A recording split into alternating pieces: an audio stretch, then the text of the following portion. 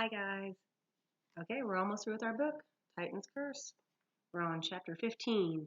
I wrestle Santa's evil twin. I had no idea Santa had an evil twin, but now you know, right? All right. Tell me when it's over, Talia said.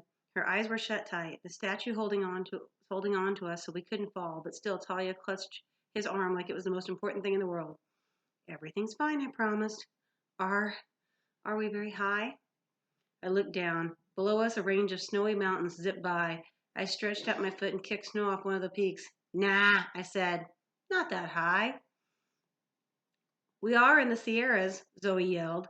She and Grover were hanging from the arms of the other statue. I have hunted here before. At this speed, we should be in San Francisco in a few hours. Hey, hey, Frisco, our angel said. Yo, Chuck, we should visit those guys at the Mechanics Monument again. They know how to party. Oh man, the other angel said, I am so there. You guys have visited San Francisco, I asked. We automations got to have some fun once in a while, right? Our statue said. Those mechanics took us over to the D. Young Museum and introduced us to these marble lady statues, see? And Hank, the other statue. Chuck cut in. They're kids, man. Oh, right. If the bronze statues could blush, I swear Hank did. Back to flying. We sped up so I could tell the angels were excited. The mountains fell away into the hills, and we were zipping along the farmland and towns and highways. Grover played his pipes to pass the time. Zoe got bored and started shooting arrows at random billboards as we flew by. Every time she saw a Target department store, and we passed dozens of them, she would peg the store's sign with a few bullseyes at 100 miles an hour. Talia kept her eyes closed the whole way. She muttered to herself a lot like she was praying. You did good back there, I told her. Zeus listened. It was hard to tell what she was thinking with her eyes closed. Maybe, she said. How'd you get away from the skeletons in the generator room anyway? You said they cornered you. I told her about the weird mortal girl, Rachel Elizabeth Thayer, who seemed to be able to see right through the mist. I thought Talia was going to call me crazy, but she just nodded. Some mortals are like that, she said, and nobody knows why. Suddenly I flashed on something I'd never considered. My mom was like that.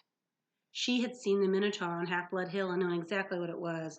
She hadn't been surprised at all last year when I told her my friend Tyson was really a Cyclops. Maybe she'd known all along. No wonder she'd been so scared for me as I was growing up. She saw through the mist even better than I did. Well, the girl was annoying, I said, but I'm glad I didn't vaporize her. That would have been bad. Talia nodded. Must be nice to be a regular mortal. She said that as if she'd given it a lot of thought. Where were you guys? Where do you guys want to land? Hank asked, waking me up from my nap. I looked down and said, whoa! I had seen San Francisco in pictures before, but never in real life. It was probably the most beautiful city I'd ever seen, kind of like a smaller, cleaner Manhattan. If Manhattan had been surrounded by green hills and fog, there was a huge bay and ships, islands and sailboats, and the Golden Gate Bridge sticking up out of the fog. I felt like I should take a picture or something. Greetings from Frisco. Haven't died yet. Wish you were here. There, Zoe suggested, by the Embarcadero building. Good thinking, Chuck said. Me and Hank can blend in with the pigeons.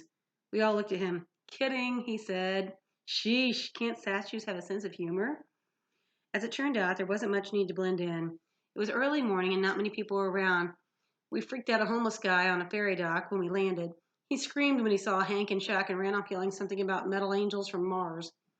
We said our goodbyes to the angels who flew off to party with their statue friends. That's when I realized I had no idea what we were going to do next.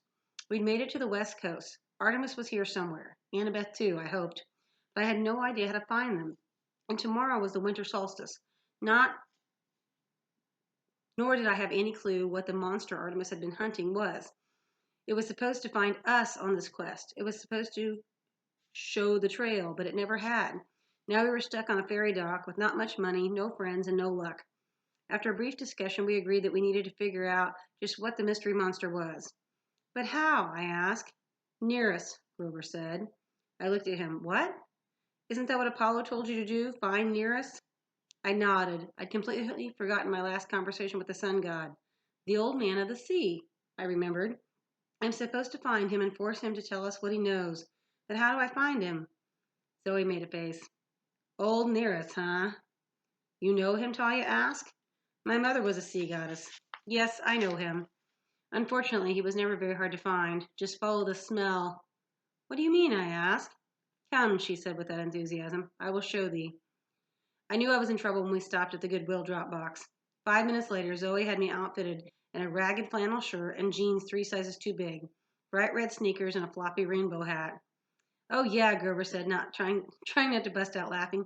You look completely inconspicuous now.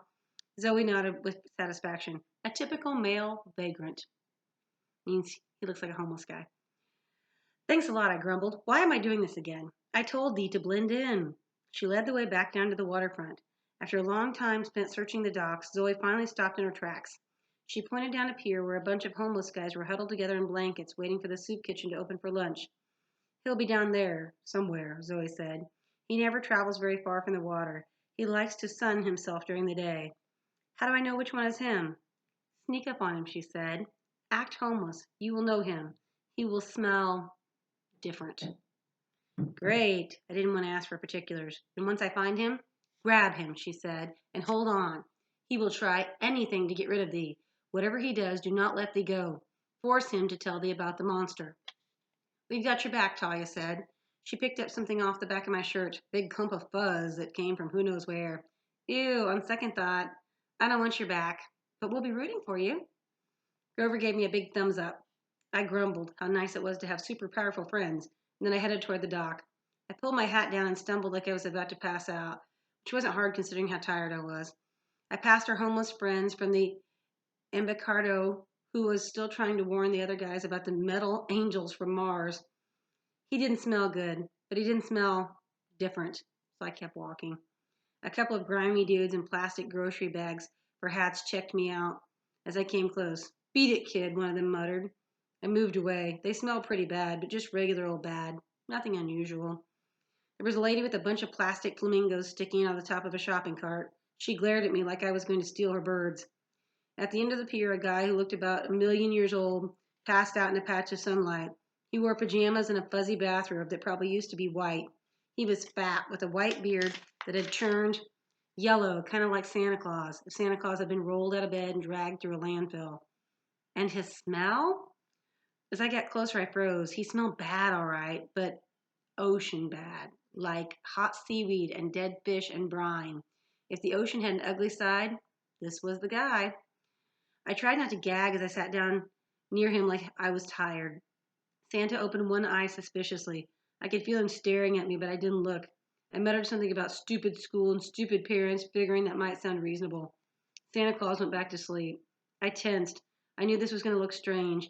I didn't know how the other homeless people would react, but I jumped Santa Claus. Ah! He screamed. I meant to grab him, but he seemed to grab me instead. It was as if he'd never been asleep at all. He certainly didn't act like a weak old man. He had a grip like steel. Help me, he screamed as he squeezed me to death. That's a crime, one of the other homeless guys yelled. The kid rolling on an old man like that. I rolled all right, straight down the pier until my head slammed into a post. I was dazed for a second, and Nearest's grip slackened. He was making a break for it. But before he could, I regained my senses and tackled him from behind. I don't have any money. He tried to get up and run, but I locked my arms around his chest. The rotten fish smell was awful, but I held on. I don't want money, I said as he fought. I'm a half-blood, and I want information. That just made him struggle harder. Heroes, why do you guys always pick on me? Because you know everything. He growled and tried to shake me off his back. It was like holding onto a roller coaster. He thrashed around, making it impossible for me to keep on my feet. But I gritted my teeth and squeezed tighter. We staggered toward the end of the pier, and I got an idea. Oh no, I said, not the water. The plan worked. Immediately, Nearest yelled in triumph and jumped off the edge. Together we plunged into the San Francisco Bay. He must have been surprised when I tightened my grip, the ocean filling me with extra strength, but Nearest had a few tricks left too. He changed shape until I was holding onto a sleek black seal. I've heard people make jokes about trying to hold onto a greased pig, but I'm telling you, holding onto a seal in the water is harder. Nearest plunged straight down, wriggling and thrashing and spiraling through the dark water. If I hadn't been Poseidon's son, there's no way I could have stayed with him. Nearest spun and expanded, turning into a killer whale, but I grabbed his dorsal fin as he burst out of the water. A whole bunch of tourists went, whoa. I managed to wave to the crowd. Yeah, we do this every day here in San Francisco. Nearest plunged into the water and turned into a slimy eel. I started to tie him into a knot until he realized what was going on and changed back to human form. Why won't you drown? He wailed, pummeling me with his fists. I'm Poseidon's son, I said. Curse that upstart. I was here first. He finally collapsed at the edge of a boat dock. Above us was one of those tourist piers lined with shops, like a mall on the water. Near us was heaving and gasping. I was feeling great. I could have gone on all day, but I didn't tell him that. I wanted him to feel like he'd put up a good fight. My friends ran down the steps from the pier. You got him, Zoe said. You don't have to sound so amazed, I said. Nearest moaned. Oh, wonderful, an audience for my humiliation. The normal deal, I suppose. You'll let me go if I answer your question? I've got more than one question, I said. Only one question per capture, that's the rule. I looked at my friends. This wasn't good. I needed to find Artemis, and I needed to figure out what the doomsday creature was. I also needed to know if Annabeth was still alive, and how to rescue her. How could I ask all that in one question? A voice inside me screaming, ask about Annabeth. That's what I cared about most. But then I imagined what Annabeth might say. She would never forgive me if I'd saved her and didn't save Olympus. Zoe would want me to ask about Artemis, but Chiron had told us the monster was even more important. I sighed. All right, Nereus, tell me where to find this terrible monster that could bring an end to the gods, the one Artemis was hunting. The old man of the sea smiled, showing off mossy green teeth. Oh, that's too easy, he said evilly. He's right here. Nereus pointed at the water at my feet. Where? I said. The deal is complete, Nereus gloated. With a pop, he turned into a goldfish and did a backflip into the sea.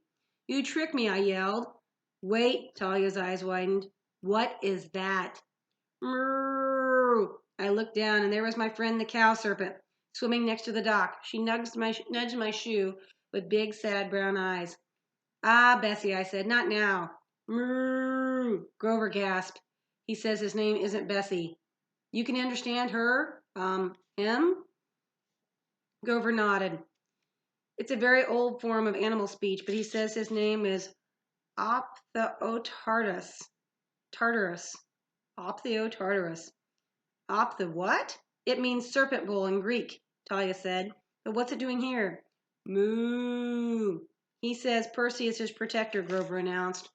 And he's running from the bad people. He says they are close. I was wondering how you got all that out of a single moo. Wait, Zoe said, looking at me. You know this cow? I was feeling impatient, but I told him the story. Talia shook her head in disbelief. And you just forgot to mention this before? Well, yeah, it seems silly now that she said it. But things have been happening so fast. Bessie